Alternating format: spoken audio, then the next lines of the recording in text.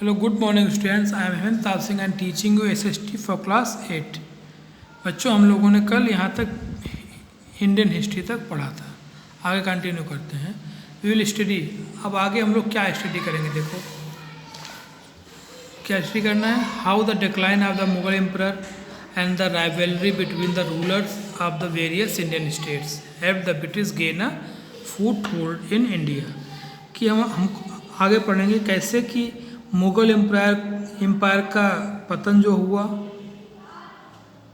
जो दुश्मनी लड़ाई थी, राइवलरी थी रूल भारतीय राजाओं के बीच में, इसने कैसे हेल्प किया अंग्रेजी शासन को कि वो इंडिया में अपने पैर जमा सके। ठीक है, आगे पढ़ना है। अबाउट द ऑथर, हमें उस ऑथर को पढ़ना है। In which the British came to about the way in which the British come to power. किस प्रकार से अंग्रेज जो हैं कम टू पावर, सत्ता में आए, देश को अधीन कर लिया अपने। How they annexed many princely states, कैसे उन्होंने बहुत से राज्यों को हड़प लिया। And formed laws and policies of their own, और खुद के कानून और नीतियां बनाई उन राज्यों के लिए जिनको उन्होंने एनेक्स कर लिया था, हड़प लिया था या अपने में मिला लिया था। About the impact of their rule on the economy, society and culture of India, कैसे अंग्रेज़ों के शासन ने हमारे देश की इकोनॉमी को, सोसाइटी को और हमारी संस्कृति कल्चर को कैसे इम्पैक्ट किया, ये भी आगे जानेंगे। अबाउट द इंडिपेंडेंस मूवमेंट, आज़ादी का जो आंदोलन हुआ उसको भी हम लोग पढ़ेंगे। और starting from the uprising in 1857 till the day India gained independence on 15 अगस्त 1947। तो हम लोग जो आज़ादी के आंदोलन हुए वो 1857 की क्रांति से शुरू करके हम लोग पढ़ेंगे। 15 अगस्त 1947 को जब देश आज़ाद हुआ तब तक क्या घटनाएं हुई, इन सबको पढ़ेंगे। About the partition of colonial India into the India and Pakistan, कि कैसे जो औपनिवेशिक भारत था उसका पार्टीशन हुआ इंडिया और पाकिस्तान के बीच में, दो भागों में बट गया भारत, जिसके दो टुकड़े हो गए। ये हम भी पढ़ेंगे आगे। और थोड़ा आगे देखते हैं। सोर्सेस ऑफ मॉडर्न हिस्ट्री, कि जो मॉडर्न हिस्ट्री है उसके सोर्स क्या हैं हमारे पास। The sources of modern history are richer and more varied than those of the ancient medieval periods.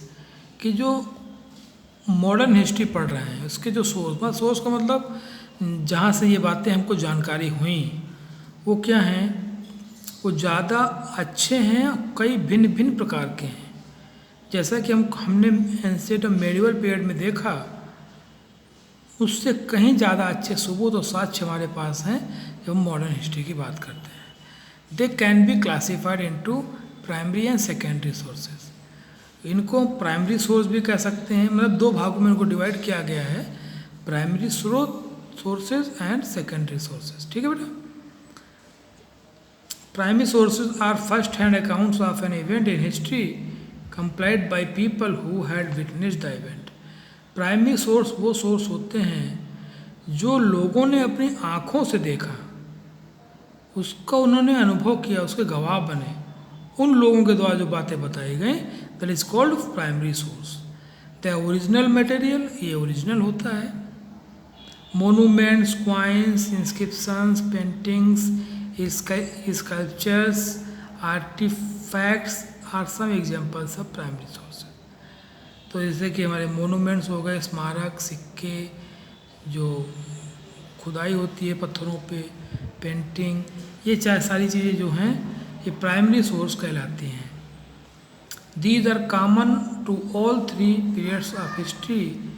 ये तीनों जो पीरियड किए गए हिस्ट्री के, तीनों में ये चीज़ें कॉमन हैं। इन एडिशन टू दीज, इनके अलावा primary sources for the modern period include government reports.